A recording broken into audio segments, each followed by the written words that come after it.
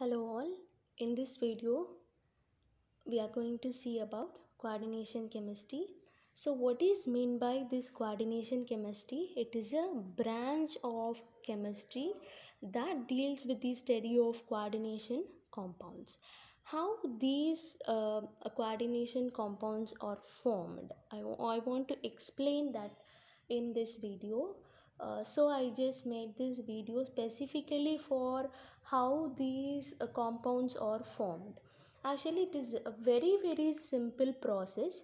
You are going to take two simple salt solution and mix those both simple salt solution, and you're going to heat this final salt solution to dryness. So what is that? Heat this content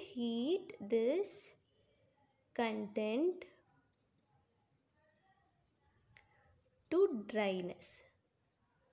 That means all the water molecule present here must be evaporated. That is the main idea.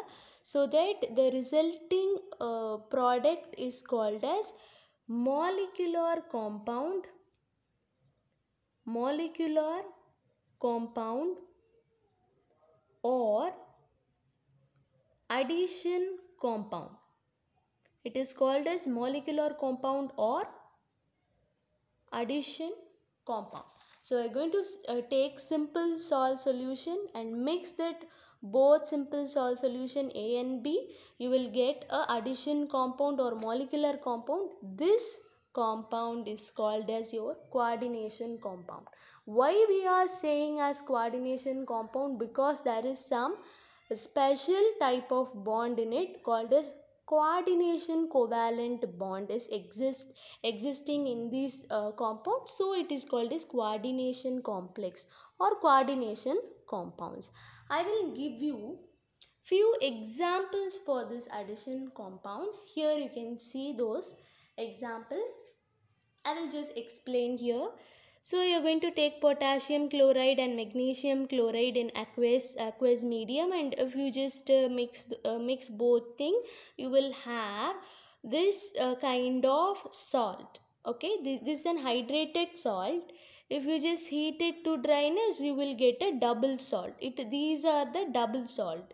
It is called as carnallite, and this one is ferrous ammonium sulfate. It is also a double salt, FAS, abbreviated as FAS. It is called as Morse salt, and you can find it here. You're going to take two simple salt, potassium sulfate and aluminium sulfate. You're going to, if you mix both of them, you will have this potash alum. This is called as potash alum. So these are the double salts, right? And this is an addition compound. Why we are saying this as an addition compound? Because you are taking two simple salt, mixing both them and heating to dryness, you will get the product like this: carnallite, Morse salt, potash alum, like that. Also, these are also an addition compounds. Here also you can find ferrous cyanide and potassium cyanide are mixed to have ferrous, that is potassium ferrocyanide or potassium, according to IUPAC nomenclature, you can say it as potassium hexacyano ferrate. Please don't leave the gap here. Ferrate 2. Okay, potassium hexacyanoferrate 2. This is a complex, and here you can just name this as hexaamino copper 2 sulfate. Hexa, this one is tetraamino copper 2 sulfate. This is hexaamino nickel 2 chloride. These are also an addition compounds. But what is the difference? Both the first three or carnallite, Morse salt, potash alum or double salt, and second three examples are your complex, coordination complex, and the both are an addition compounds. Why they have different character? But they do have different characteristic features. Why it is so? You can also have a look here. Everything is in equimolar concentration. What does it mean? See, this is in 1:1 ratio. Potassium chloride and magnesium chloride is taken in 1:1 ratio. This is also 1:1. This is also 1:1. Equimolar means same concentration of simple salt solution is taken, then the product will be double salt.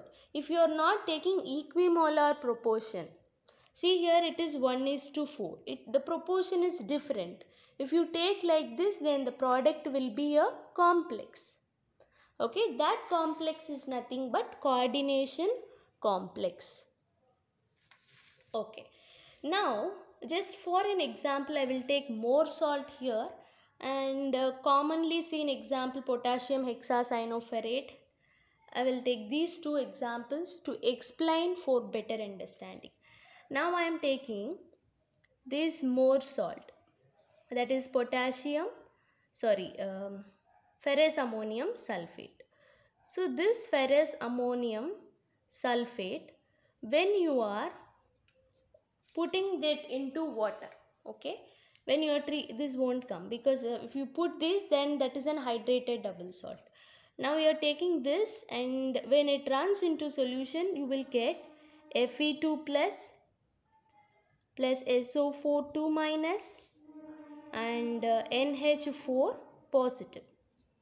Okay, it gives its constituent ions when it goes into the solution. It can be the solvent, the chosen solvent can be water or any other ionic solvent it can be. Okay, so when we put this into water, say for an example we will take water, there is a complete dissociation complete dissociation happens, or completely it dissolves. Okay, whereas when you take your potassium ferrocyanide or potassium hexacyanoferrate, just I will write the molecular formula of the complex, and if I putting this coordination complex, it is also a salt, right? If I put that in water or any other solvent, what will happen is I will get 4 moles of potassium in ionic state, and FeCN6 what 4 negative. So this is how this complex dissociates in water. But see whether every ions are dissociated. No, the ions that are present in this square bracket is not dissociating. There is no any further dissociation of this complex ion. We call it as complex ion. Whenever you see a complex ion in a compound, then that compound is your coordination compound. Okay, so here this won't undergo no further dissociation.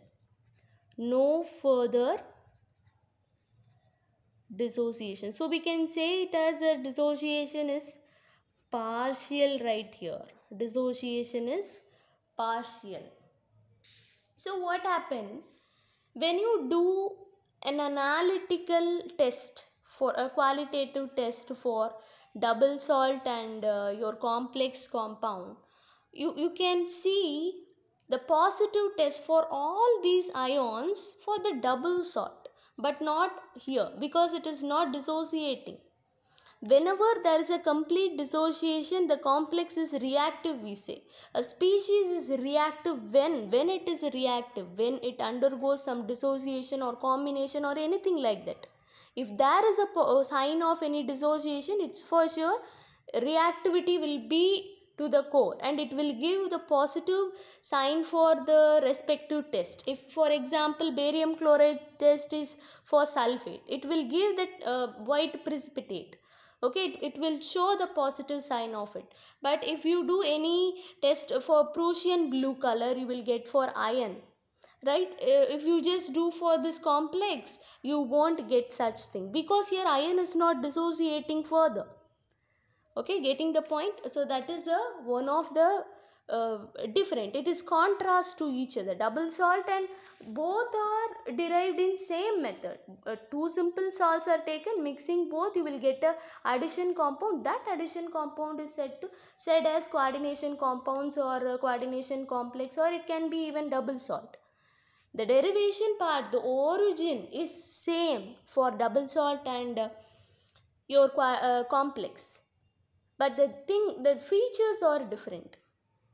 In what way it differs? The first thing I have given here, the complex or the double salt in water will be something like this: complete dissociation, partial dissociation. So it doesn't lose its identity. We can say a double salt loses its identity. It have lost its identity when it goes into aqueous medium, right?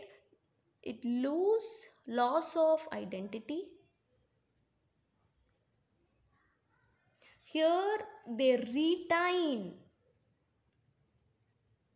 I should not say like that. They do not lose their identity. Okay, so this complex exists both in solid state as well as in aqueous state, whereas your double salt exists only in the solid state. So this is a major difference. And also you can say that double salts are formed by taking two simple salts of equimolar concentration, but here it is not an equimolar concentration. There is some different proportions are there, right? That is also another difference of double salt and coordination compound. And one more thing I want to say, here every bonds are ionic, but here there is an existence of coordination bond. Due to the presence of a very strong coordination covalent bond, there is no any further dissociation. So this is the reason the properties of ions are not seen. Its own property, that is a chemical property, right? Chemical property in the sense it must give that positive sign for the respective test, but it is not giving the test for iron and cyanide. Only for potassium it does give, because there is an ionic bond with the central metal atom. We say this iron as a central metal atom. Okay, so this is another difference. Okay, so thank you. This is what I want to include in the previous video. I just did it mainly for that reason. So thank you.